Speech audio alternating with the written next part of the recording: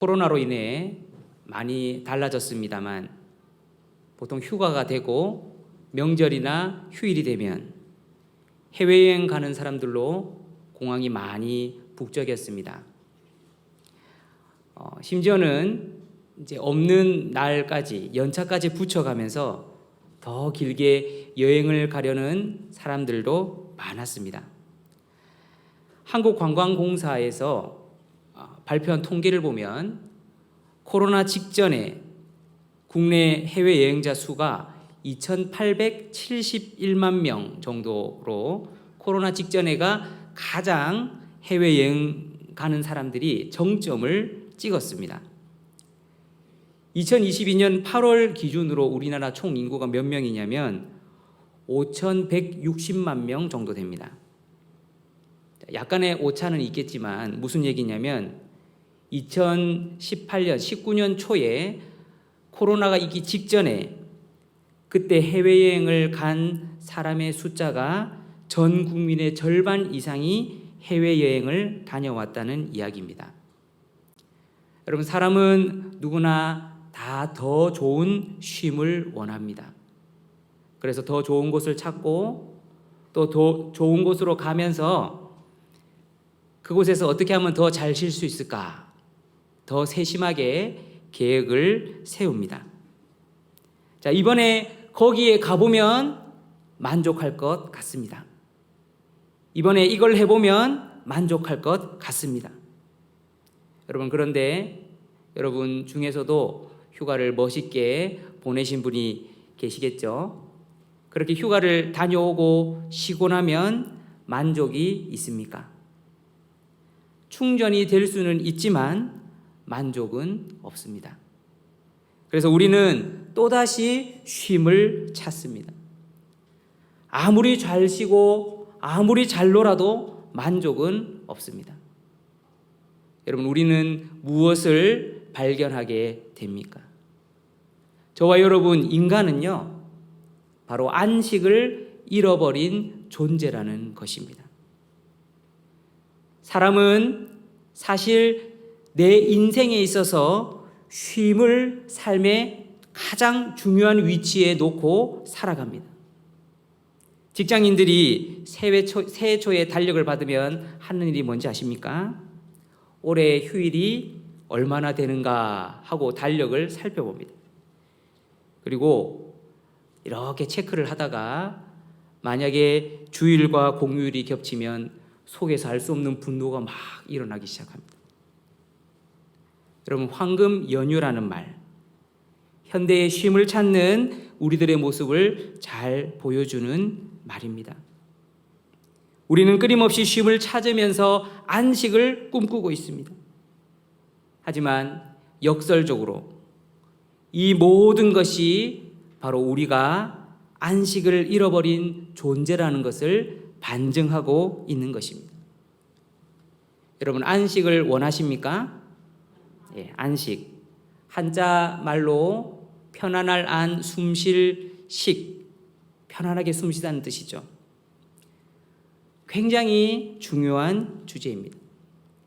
저는 오늘 본문 11절에 우리가 저 안식에 들어가기를 힘쓸지니 이 구절을 제목으로 해서 오늘 함께 안식에 대해서 생각해 보려고 합니다. 자, 그렇다면 여러분, 첫 번째로 성경에서 이야기하고 있는 안식이라는 것은 무엇일까요? 자, 여러분, 천지 창조 때에 안식이 제일 처음 등장을 합니다. 창세기 2장 1절 2절 말씀을 보시면 천지와 만물이 다 이루어지니라. 하나님이 그가 하시던 일을 일곱째 날에 마치시니 그가 하시던 모든 일을 그치고 일곱째 날에 안식하시니라. 이렇게 기록하고 있습니다. 여러분, 안식은요, 성경에 나타나는 안식은 바로 하나님의 창조 원리였습니다. 우리는 보통 일과 쉼을 나눠서 생각을 합니다. 일은 일이고 쉼은 쉼이죠. 그런데 하나님께서 천지를 창조하셨던 그것을 우리가 자세히 들여다보면 하나님은 하나님의 창조는 일과 안식의 두 가지로 이루어져 있었습니다. 자, 이것은 우리가 생각하는 휴식과 안식이 다르다는 것을 말씀하고 있습니다. 우리가 안식이라고 하니까 안식을 오해해서 생각할 수 있습니다.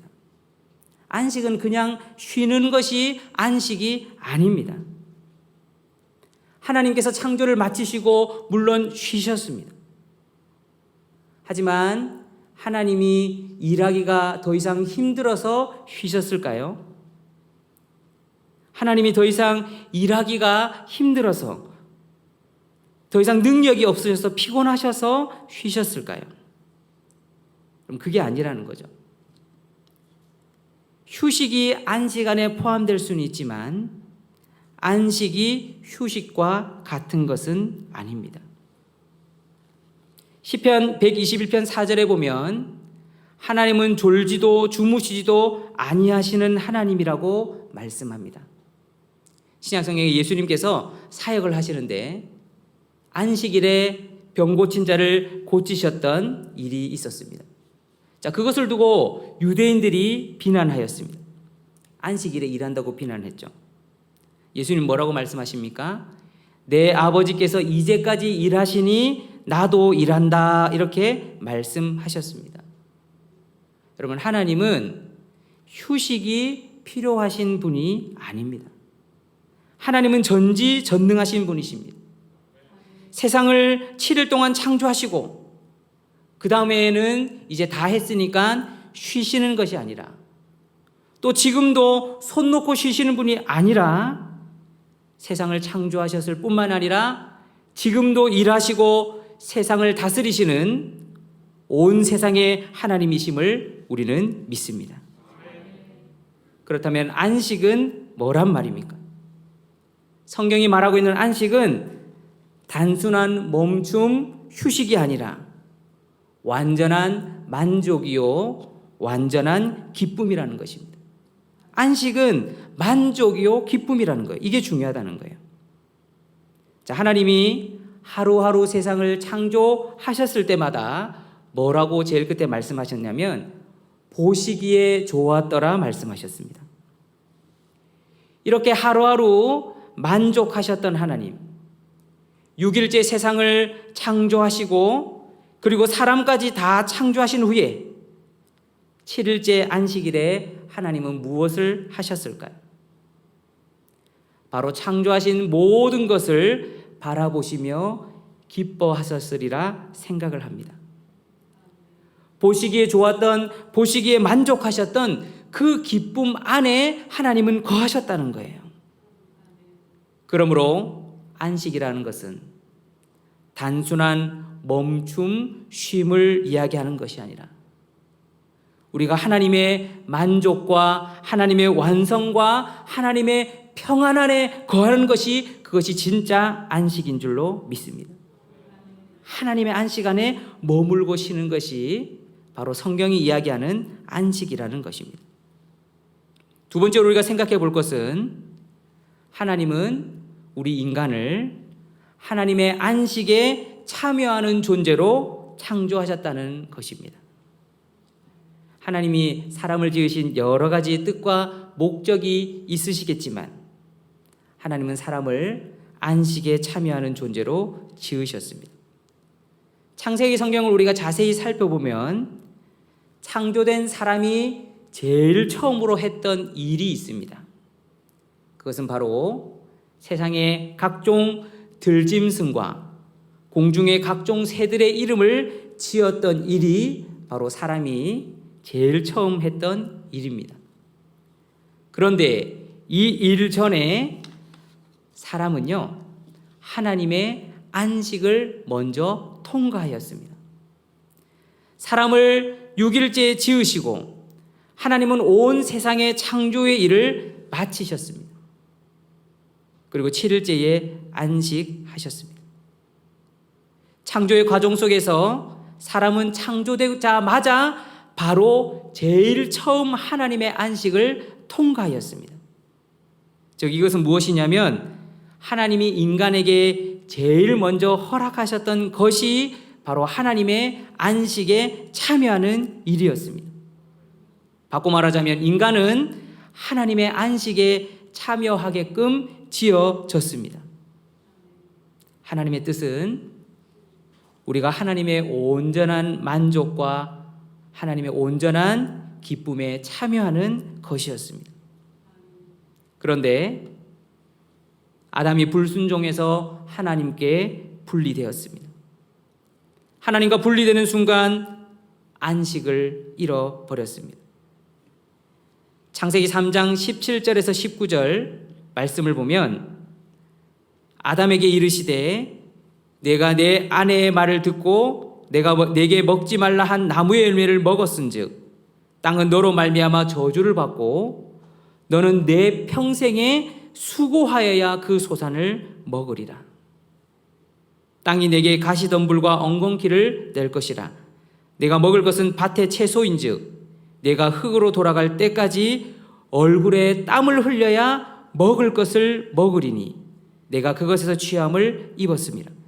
너는 흙이니 흙으로 돌아갈 것이니라 하시니라. 하나님이 이렇게 말씀하셨습니다.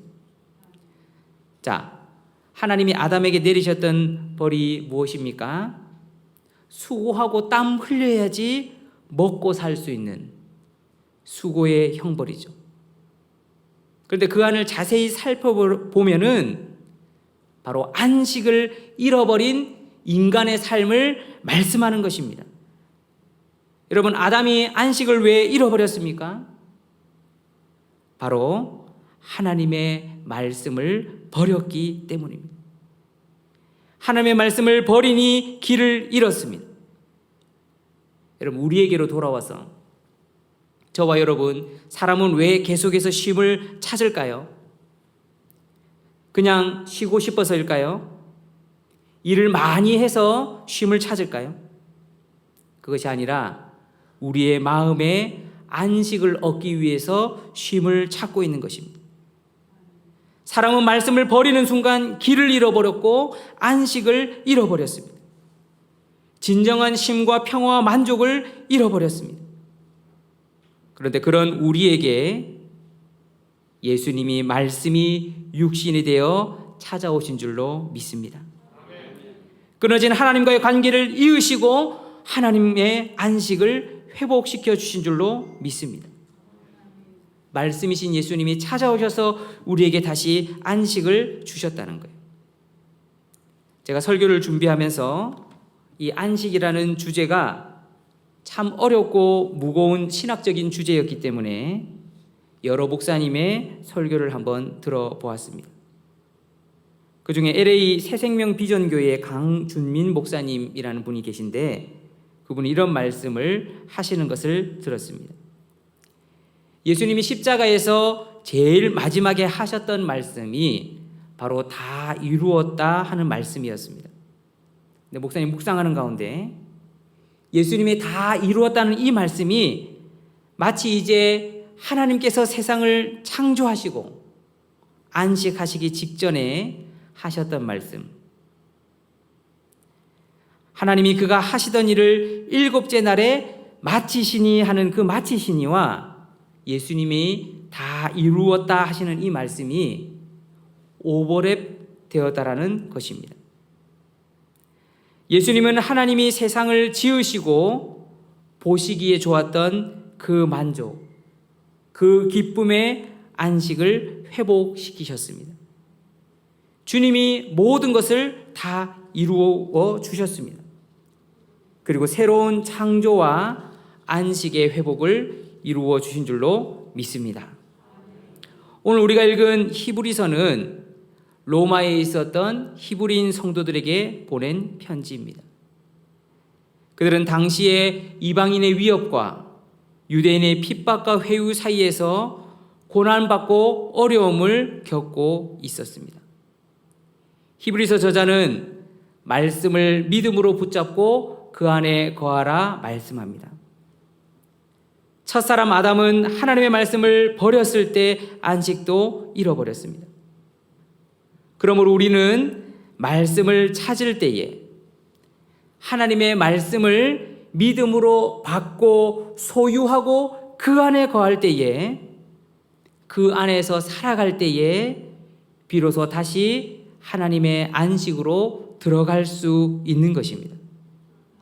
오늘 본문 11절에 그러므로 우리가 저 안식에 들어가기를 힘쓸지니 이는 누구든지 저 순종하지 아니하는 본에 빠지지 않게 하려 함이라.